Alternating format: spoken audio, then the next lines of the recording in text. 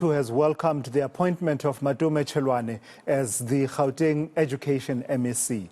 Well, let's take the conversation further now and delve deeper into the cabinet announcements as well as the programs that are being announced by the new Premier Panyaza Lesufi in Gauteng. Sanet Madonsela, a political analyst from the Department of Political Sciences at Unisa, joins me now for that conversation. Sanet, good afternoon and thank you for your time. Just your overall impressions of the changes that have been made by Panyaza Lesufi. One or two changes that some would say were long overdue and were expected, but a few surprises as well.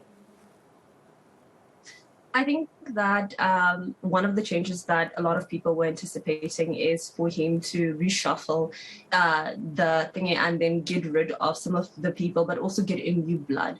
But I think that in terms of just the changes that he is suggesting, I do believe that some of them may be feasible while others may not. For example, if you look in terms of education, improving the quality of education, some would say that would be an excellent change. But if you also look at some of the changes that he's proposing, those could be very expensive and not that feasible. Yeah, so let's go into those then. Among the priorities that he's set for himself, if I remember correctly, I counted 3 or 4 main priorities. One being the recovery and reconstruction of the economy. Then he's talking about taking the fight to the criminals, crime, corruption, lawlessness, vandalism. He's going to target those. How much leeway and ability to maneuver, particularly on the second one, will he have, considering that it's a concurrent area of responsibility in that provinces have responsibilities, but much of the other responsibility lies with the national department in as far as policing is concerned? I think that there is a great importance in terms of addressing the policing issue that's facing the country. If you, for example, look at the crime statistics, it would explain why he would want to get a grip in terms of that. But I would also suggest working with the national government in terms of addressing these issues, because some of them would not be feasible just by doing it by himself. So I don't think that you can just change policing by yourself. I don't think that you can just address crime by yourself. But I think in terms of the implementation, maybe there is better monitoring, regulations, and so on, then you can get the crime statistics lower. But I also think that he would have to work with actual communities on the ground so that they could assist the police in terms of getting criminals, in terms of them reporting actual crimes that is happening in the communities and so on. Yeah, and just staying with this issue of policing and fighting crime, he is talking about recruiting some 6,000 young people to assist the police and work with the Metro Police. And I suppose, in a way, for me, this has a subtle message that says he's going to have to be a bridge builder, won't he, between local government, which at the moment, for instance, in Johannesburg, is led by an ANC-led coalition at the moment, but you and I know anything can change at any given point, and this friction that has in the past existed as personified by Lebogang Maile when he was MEC of Cooperative Governance, and his relationship with the DA-led local governments in the province.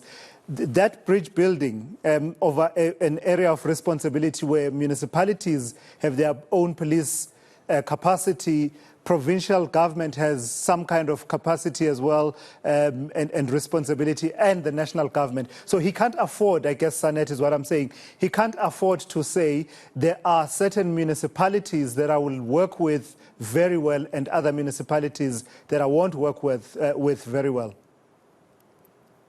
That's particularly true what you're saying. I do think that there is a great need in terms of strengthening the coalitions and actually working with the rest of the smaller parties. Because if you look at the history of the province in terms of its coalition governments, you will also note that most of them weren't steady. There were a lot of infighting. There were a lot of removal of people. So I think that that would be a great emphasis, especially if you take into consideration that Gauteng has over 16 million people living there.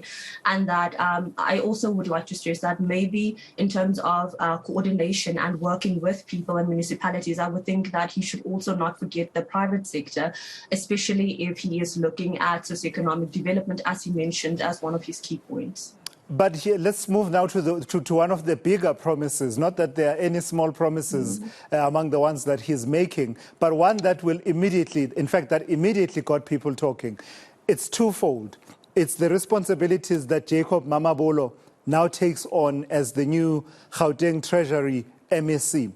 The scrapping of e-tolls and finding an alternative funding mechanism.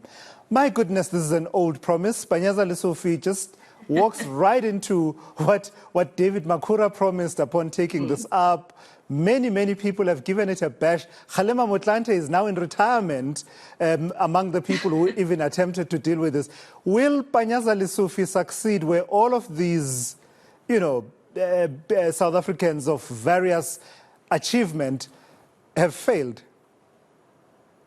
I think that it's a great start, but I do think that a lot of the points that he mentioned are recycled points. A lot of them are things that the ANC has worked on previously and promised but couldn't implement. But if you just look at the e-tolls, for example, the e-tolls haven't been paid by a lot of people. There were a lot of people contesting some of the payments and so on. But the question then becomes, where do you get that revenue? Because a lot of the money that was going to be coming from the e-tolls was used for road, for infrastructure, and so on. So I do think that he will have to find alternative means of income generation, but the question is, how is he going to do it? So I personally don't think that he is in for an easy ride. I do think that he will be faced with a lot of challenges. And I guess the question is, what is he going to be presenting to us in terms of how he's actually going to be implementing this plan? Yeah, and then there's this other one about a state bank to say basically he's going to be in conversation with the national government so that Gauteng becomes the first one to move on and actually take the next step in line with what the ANC resolved at its conference in Nasrec in 2017. How important an undertaking is that? And also place it for me within that context, that there's a certain feeling among some quarters within the ANC that some of their resolutions from 2017 that speak to radical economic transformation have simply not been taken forward by the current leadership of the ANC. Is it trying to appease that sense of lack of progress on some of those resolutions? I think they're definitely going to try to start the process, but I do think that it will be very difficult in terms of establishing your own bank, because there are a lot of regulatory frameworks that you have to cover, but you can't just do that in isolation. So you would have to be in contact with the people, make sure that you have the right thing set up. But the question is, where's the money going to come from? You can't just have a bank with no money. If you look at what happened with the Post Bank, that was an absolute disaster. It almost collapsed. So I don't think that they may be ready to take on such a huge undertaking, but I do think that it is most probably just to appease a faction, especially in the run-up to the 2024 elections. Lastly, Sanet, how much is riding on Panyaza Lesufi's premiership of the province of Gauteng, given that we've got about 18 months before the next election, and the opposition political parties were sensing blood and basically are seeing Gauteng as being within striking distance in terms of being the next province that's not under ANC governance. How much does he have to perform to convince the residents of Gauteng to give the ANC one more chance? Also given that the province right now, the ANC's majority in the province is 0.1% or thereabouts. It's sad.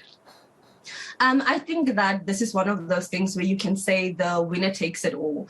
The ANC in the Gauteng hasn't been that strong. If you look in terms of its performance, it's been dismal. And I think that they are trying to appease people. I think that they are trying to make sure that they gather certain factions so there's no factional infighting or limited factional infighting. But I also think that they need to promise the voters something. If you look at it, a lot of the people who live in Gauteng province live in in severe poverty. If you take it, 1 in 5 people live in informal settlements. If you take that, if you just look at Joburg, for example, 1 in 4 people earn less than 1,400 rands per month. Like, the statistics are scary. The poverty is too high. There is water shedding. There is load shedding. I think that people are seeing that there is a lot of poor governance, mismanagement, there's corruption, and I think that's why they're making such great gestures in terms of what they want to address. But if you actually look at the feasibility in terms of each of those key points that he mentioned, you will notice that it's not going to be possible to do all of that in 18 months. How do you undo basically 27, 28 years of bad or poor governance or even mismanagement in just 18 months? I don't believe that it is feasible, but it would be great if they try, because at least then it might benefit some of the more fragile residents. Yeah, all right. I've got to thank you for your time and your insights here on eNCA. That's Sanet Madonsela there talking to us about the changes that have been made by the new Premier in Gauteng, that is Panyaza Lesufi.